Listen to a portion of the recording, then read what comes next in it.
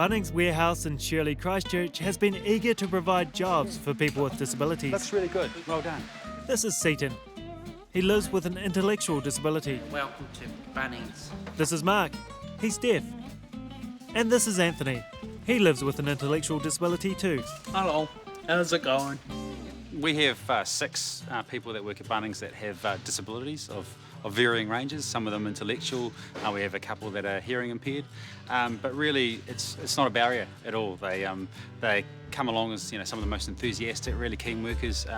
They've been here, a lot of them, since the very beginning. We're 2.5 years old now, so and they give it everything. An example is Seaton. He's here so early before his shift starts. It's not funny. You got to tell him to. You don't need to be here this early.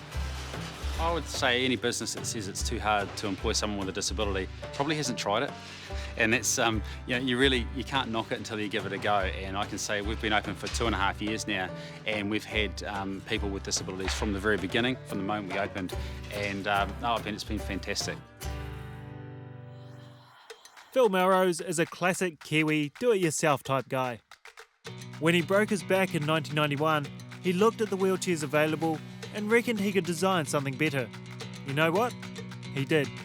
Almost 20 years on, he has a respected international business manufacturing mobility products and high-performance wheelchairs. 7 of his 25 staff are wheelchair users themselves. Phil sees no reason why it should be any other way. I've never thought there was any real limiting factors with employing anybody with a disability. And if they can do the job, well, shouldn't be any problems. The Halberg Trust was born from a belief that everyone should have the opportunity to be involved in sport. When I was a kid, there wasn't anything like this out there, and I really missed out on a lot of opportunity. Today, its employment process embraces the concept, nothing about us without us. Stacey Roach and Ian McDonald have been employed for their expertise.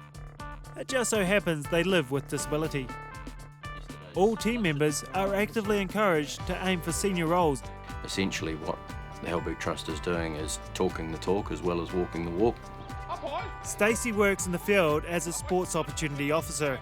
Her role is to teach schools how they can include kids with a disability in their sports programs. Get around pretty fast now. If special equipment is needed, she'll source it, often with funding from the Halberg Trust. They bring real skills, and they have really different experience, and they have quite strong skills that stand in their own right, that are part of why they have those positions. They really get it. They get inclusion, and they get what we're trying to do out there in the community. When Jane Richardson set up a business offering domestic services, she was looking for the best people to do the job. Now, she has 3 deaf workers on her staff of 30. People often ask me, or they might say to me, isn't it wonderful that you employ people with disabilities? But actually, it's a win-win, because they do the same job as a hearing person, and they're doing as good a job as a hearing person. Finding work is one of the biggest obstacles for anyone with a disability. A lot of hearing people with businesses will say, deaf can't do that. But Jane's not like that. She thinks we can do anything. I can fit it in with my children, work hours, and then I can go and be available to pick up my children from school. Jane Richardson was willing to be open-minded, to take a chance on a new employee. It's amazing what people can achieve if they've just given a few tools and the right support. Mission Heights Junior College in South Auckland embraces students from many different ethnicities and abilities. We're a really diverse school. We've got children from all over the world here. 15 students are in the Deaf Education Unit, but some of the hearing students and the staff have opted to take sign language as a subject. There are 4 employees with hearing impairments on staff. It just was a really natural progression to say, let's have some deaf workers in the school who can actually fulfil those same role modelling.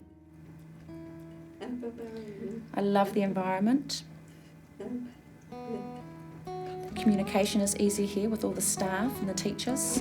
In other jobs that I've had in the past, there hasn't been very much conversation or levels of communication for me. We don't have things that perhaps stereotypes that make us reluctant to look at some people as people who could contribute positively to our work environments.